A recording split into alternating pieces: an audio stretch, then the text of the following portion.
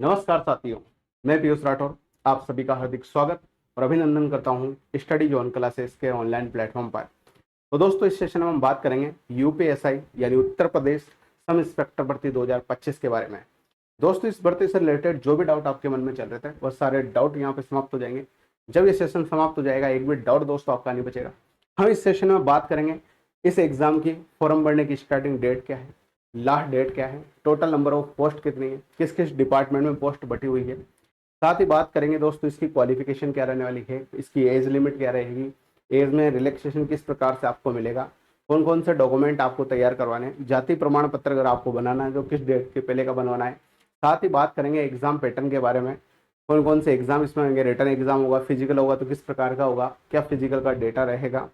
साथ ही बात करेंगे एग्जाम सिलेबस के बारे में, कौन कौन से सब्जेक्ट इसमें आएगा, क्या वेटेज उनका रहेगा, टोटल टाइम आपको क्या मिलेगा, लास्ट टाइम जब ये एग्जाम हुआ था तब कट ऑफ क्या गई थी, इस एग्जाम की सैलरी क्या रहती है, इस पोस्ट की जो सब इंस्पेक्टर की पोस्ट है इसकी सैलरी क्या होती है, कौन सी पोस्ट तक प्रमोशन होता है, इन सभी के बारे में दोस्तों अपन इस सेशन में बात करेंगे। तो दोस्तों अपन सेशन को स्टार्ट करते हैं और सबसे पहले बात करते हैं इस एग्जाम की जो फॉर्म भरने की स्टार्टिंग डेट है दोस्तों वह है 12 अगस्त 2025।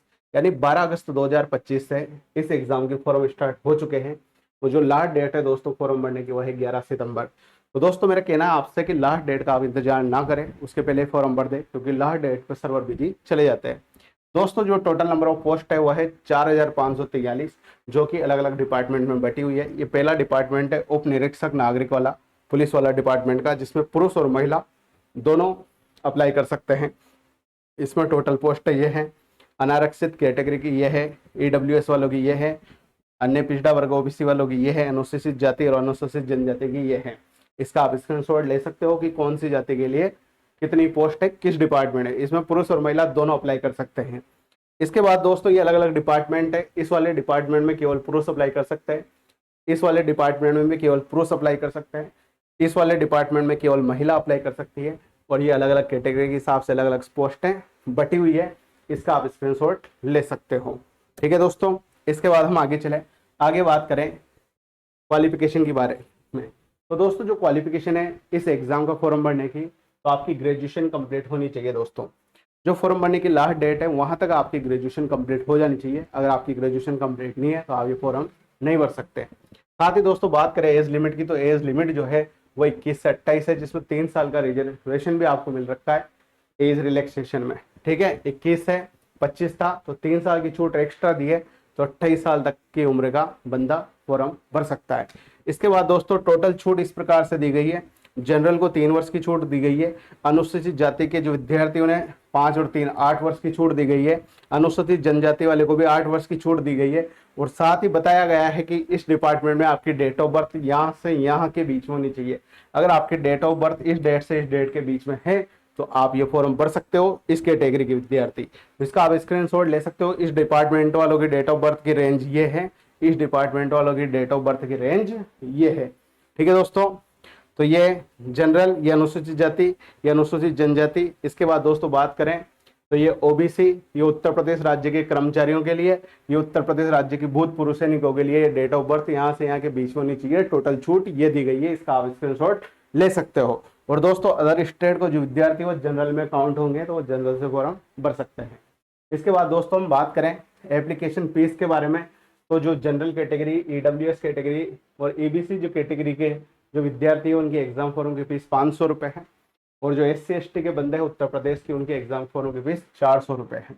सबसे इंपॉर्टेंट बात जो है दोस्तों वह है अभ्यर्थी को आवेदन करने से पूर्व 1 टाइम रजिस्ट्रेशन यानी OTR करना होगा। जिस भी माध्यम से आप फॉर्म भरो, ई मित्र के माध्यम से आप खुद लैपटॉप मोबाइल से फॉर्म भरो, तो आपको सबसे पहले OTR करवाना जरूरी है।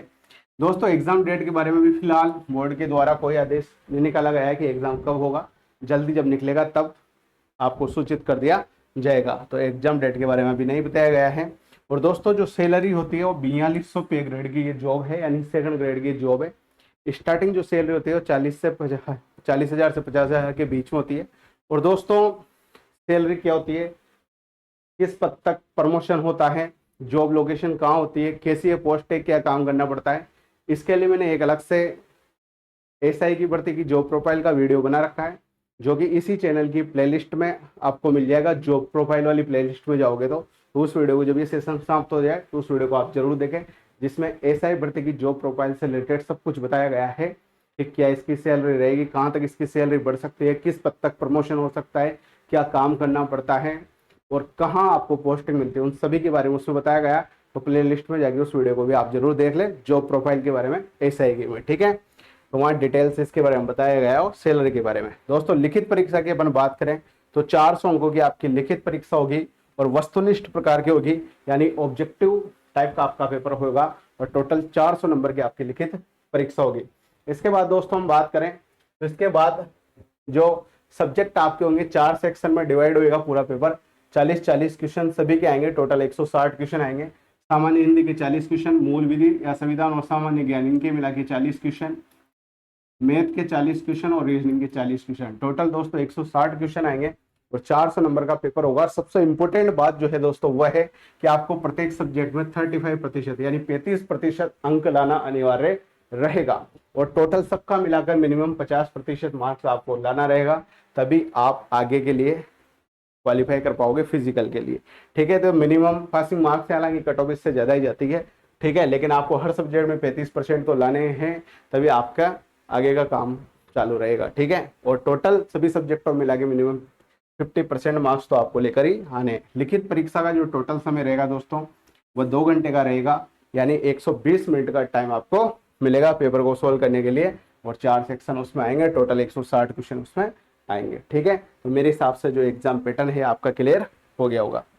इसके बाद दोस्तों हम आगे बात करें तो जो रिटन एग्जाम के बाद जो आपका फिजिकल होगा, फिजिकल में आपको सबसे पहले जो पुरुष विद्यार्थी है उनके लिए जो न्यूनतम ऊंचाई होनी चाहिए जनरल कैटेगरी और ओबीसी वालों के लिए वो 168 सेंटीमीटर होनी चाहिए और अनुसूचित जाति भी इसमें शामिल है, जनरल, ओबीसी और अनुसूचित जाति, इसके लिए जो ऊंचाई होनी चाहिए, जो हाइट होनी चाहिए वो 168 सेंटीमीटर होनी चाहिए और अनुसूचित जनजाति के पुरुष अभ्यर्थियों के लिए जो हाइट होनी चाहिए वो 160 सेंटीमीटर होनी चाहिए। और दोस्तों सीने की हम बात करें तो जो अन्य पिछड़े वर्ग और अनुसूचित जाति के जो अभ्यर्थी और जनरल वाले, इनके लिए न्यूनतम सीने का जो माप है वो 79 सेंटीमीटर है बिना फुलाने पर, और फुलाने के बाद 84 सेंटीमीटर होना चाहिए। और अनुसूचित जनजाति के जो अभ्यर्थी है उनके लिए 77 सेंटीमीटर होना चाहिए बिना फुलाने पर, और फुलाने के बाद 82 सेंटीमीटर होना चाहिए। और सबसे इंपॉर्टेंट जो बात है वह है न्यूनतम 5 सेंटीमीटर सीने का फुलाव क्या है, अनिवार्य है। ये तो फिजिकल की रेंज है, हाइट और सीने से रिलेटेड कौन सी कैटेगरी के लिए क्या होना चाहिए यहाँ पे बताया गया है, इसका आप स्क्रीनशॉट ले सकते हो। इसके बाद दोस्तों आगे बात करें तो महिला अभ्यर्थियों के लिए बात की जाए तो महिला अभ्यर्थियों में जनरल, ओबीसी और अनुसूचित जाति की जो महिलाएं हैं उनकी न्यूनतम जो ऊंचाई है वो 152 सेंटीमीटर होनी चाहिए, और जो अनुसूचित जनजाति की जो महिला है उनके लिए न्यूनतम जो ऊंचाई है दोस्तों वह 147 सेंटीमीटर होनी चाहिए। और सबसे इंपॉर्टेंट बात, महिला अभ्यर्थियों के लिए न्यूनतम 40 किलोग्राम वजन उनका होना चाहिए, यानी 40 किलो का वेट महिलाओं का होना चाहिए। इसके बाद दोस्तों जब आपका फिजिकल कंप्लीट हो जाएगा उसमें लिए एक शारीरिक दक्षता परीक्षण और लिया जाएगा आपका, जिसमें दौड़ आपकी रहेगी। तो जो पुरुष अभ्यर्थी है उनको 4.8 किलोमीटर की दौड़ 28 मिनट में पूरी करनी रहेगी, और जो महिला अभ्यर्थी है उनको 2.4 किलोमीटर की दौड़ 16 मिनट में पूरी करनी रहेगी। तो 2 प्रकार के आपके फिजिकल टेस्ट होंगे, एक हाइट से रिलेटेड, और ये तो खैर फिजिकल होना ही चाहिए, इतनी तो हाइट आपकी होनी चाहिए, और इसके बाद ये टेस्ट होगा, दौड़ टेस्ट आपका होगा, ठीक है। तो इस प्रकार की फिजिकल फिटनेस अगर आप प्राप्त करते हो तो आप इस जॉब के लिए क्वालिफाई कर सकते हो। इसके बाद दोस्तों हम आगे बात करें तो आपका सिलेबस है, ये हिंदी का सिलेबस है, इसका आप स्क्रीनशॉट ले सकते हो। यह आपका मूल विधि, संविधान, सामान्य ज्ञान का सिलेबस है, ये भी उसी का है, इसका आप स्क्रीनशॉट ले लो। ये मैथमेटिक्स का आपका सिलेबस है, पूरी जानकारी आपको यहाँ पे मिलेगी, ए टू जेड सब कुछ, सारे डाउट आपके क्लियर हो जाएंगे दोस्तों, आप अंत तक जरूर बने रहें। तो ये आपका मैथ का, ये आपका रीजनिंग का सिलेबस है, इसके आप अच्छे से स्क्रीनशॉट ले सकते हो, ठीक है। आपके सिलेबस की बात होगी। इसके बाद एक्स्ट्रा अपडेट जो है, जो कि काफी इंपॉर्टेंट है, जिसके बारे में भी आपको नॉलेज होनी चाहिए। सबसे पहले बात करें पदों की वरीयता का चयन, यानी फॉर्म भरते वक्त आपको प्रेफरेंस भरनी है। तो ये पुरुष अभ्यर्थियों के लिए 3 डिपार्टमेंट है, जिस डिपार्टमेंट में आप अच्छा लगता है, आपको जो डिपार्टमेंट आपको अच्छा लगता है जॉब करने के लिए उसको आप पहले भरें, और जो थोड़ा अच्छा कम लगता है उसे आप बाद में भरें। तो 3 प्रकार की प्रेफरेंस पुरुष अभ्यर्थियों के लिए है और 2 प्रकार की प्रेफरेंस महिला अभ्यर्थियों के लिए है, ठीक है दोस्तों। इसके बाद जब आपका रिटन एग्जाम कंप्लीट हो जाएगा और फिजिकल एग्जाम आप क्वालिफाई कर लोगे। उसके बाद फाइनल मेरिट लिस्ट बनेगी जिसके आधार पर आपका सिलेक्शन होगा। और दोस्तों यहाँ पे एक इंपॉर्टेंट बात लिख रखी है कि बोर्ड द्वारा कोई प्रतीक्षा सूची तैयार नहीं की जाएगी, यानी किसी भी प्रकार की वेटिंग लिस्ट इस बोर्ड के द्वारा जारी नहीं की जाएगी। ठीक है दोस्तों, इसके बाद हम आगे बात करें, आगे बढ़े तो दोस्तों ये अलग अलग कैटेगरी के लिए आपके जो जाति प्रमाण पत्र है इस डेट से पहले के बने हुए होने चाहिए, जाति प्रमाण पत्र और मूल निवासी प्रमाण पत्र, उसके बारे में यहाँ पे बताया गया है। तो दोस्तों अनुसूचित जाति का जो प्रमाण पत्र होना चाहिए वह इस डेट के पहले का होना चाहिए। अनुसूचित जनजाति का इस डेट के पहले होना चाहिए। ये पूरी डिटेल यहाँ पे लिखी हुई है। इसके बाद ओबीसी वालों की का इस डेट से इस डेट के बीच में जाति प्रमाण पत्र बनना चाहिए। ईडब्ल्यूएस वालों का इस डेट से इस डेट के बीच में बनना चाहिए। राज्य कर्मचारी के लिए यह डेट होना चाहिए, इस डेट के पहले का बनना चाहिए। मूल निवासी प्रमाण पत्र आपका इस डेट के पहले का होना चाहिए 11 सितंबर, यानी ये फॉर्म भरने की लास्ट डेट है, उसके पहले आपके डॉक्यूमेंट कंप्लीट होने चाहिए, तभी आप इस जॉब के लिए अप्लाई कर सकते हो। वरना आपका सिलेक्शन हो भी जाएगा उसके बाद भी वो अलाउ नहीं करेंगे अगर आपके जो डॉक्यूमेंट सर्टिफिकेट है वह इन डेट पर नहीं बने हुए हैं। ठीक है, तो इसका आप विशेष ध्यान रखें। और दोस्तों लास्ट टाइम जब ये एग्जाम हुआ था 2021 में, तब इस एग्जाम की कट ऑफ क्या रही थी उसके बारे में दोस्तों हम बात करेंगे। तो ये एग्जाम जब 2021 में हुआ था दोस्तों, तो वहां पे जो टोटल पोस्ट थी वो 9,534 थी। ठीक है, और अभी लगभग 4,500 के आसपास है, तो उससे डबल पोस्टें थी। तो इस बार कट ऑफ और ज्यादा जाएगी क्योंकि इस बार स्टूडेंट भी बड़े हैं और पोस्ट भी कम है, तो कट ऑफ का भी जाएगी, इसलिए अच्छे से आपको तैयारी करने की जरूरत पड़ेगी दोस्तों। तो पिछली बार जो जनरल की कट ऑफ गई थी वो 302.0 हो गई थी, ईडब्ल्यूएस की 285 गई थी, ओबीसी की 287 गई थी, एससी की 260 गई थी और एसटी की 223 गई थी। ठीक है, तो ये लास्ट टाइम जब एग्जाम हुआ था तो इस प्रकार से कट ऑफ रही थी। और साथ में दोस्तों हम बात करें यहाँ, तो बोर्ड ने एक हेल्पलाइन नंबर जारी कर रखा है। ये आवेदन पत्र भरने में आ रहे किसी भी समस्या के निराकरण है तो हेल्पलाइन नंबर, ये वाले नंबर दे रखे हैं, इस पर आप बात कर सकते हो। तो अंतिम तिथि तक ये नंबर चालू रहेगा, प्रातः 10 बजे से सायं 7 बजे तक। तो दोस्तों ये एक सेशन था जो कि आपकी एसआई भर्ती 2025 से रिलेटेड था।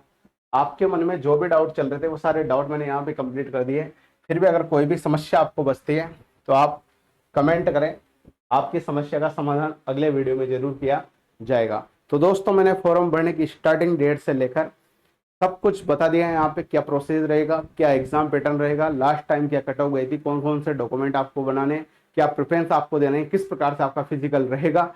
एक भी डाउट मैंने आपका नहीं छोड़ा। अगर फिर भी कोई डाउट बचता है तो आप कमेंट बॉक्स में कमेंट करें, आपकी समस्या का समाधान अगले वीडियो में जरूर किया जाएगा। और दोस्तों अगर ये सेशन आपको पसंद आया हो तो इस वीडियो को लाइक करें, अपने दोस्तों के बीच में अधिक से अधिक शेयर करें, ताकि अगर आप किसी का भला करोगे तो ईश्वर भी आपका भला करेगा। और इस चैनल को, अगर इस चैनल पर आप नए हो तो इस चैनल को सब्सक्राइब करके बेल आइकन को प्रेस करें, ताकि जब भी इस प्रकार के नोटिफिकेशन बोर्ड जारी करे उसके अपडेट सबसे पहले आपको मिल जाए।